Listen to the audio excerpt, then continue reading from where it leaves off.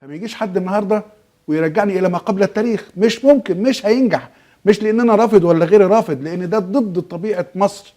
مصر طبيعتها ان احنا دايما بنقبل بعض. يعني شوف الشارع المصري على رأي محمد نوح الفنان الراحل الجميل، يقول انا بحس ان انا مصري لما انزل واكلم الناس فاقول لهم صباح الخير يقول لي صباح النور، اقول له سعيده يقول لي سعيده مبارك، اقول له نهارك سعيد يقول لي نهارك ابيض، وهكذا. شوف ما بيردش نفس الرد، يرد رد تاني، يرد رد يجود.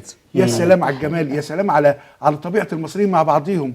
اتفضل شكرا، بيبقى راكب الاتوبيس، على ايامنا كان بيبقى راكب الترماي ويقول لك اتفضل. اتفضل فين؟ لكن دي الطبيعه المصريه، مش قادر يقول لكش اتفضل. هي دي مصر اللي احنا مش خايفين عليها، لان هؤلاء القادمون الجدد جايين من خارج الطبيعه المصريه. حتى وان تسلحوا بالقوه، حتى وان تسلحوا بالعدد، حتى لو تسلحوا بالترويع، هذا جمله اعتراضيه ستنتهي ويعود الحديث الى سياقه الطبيعي.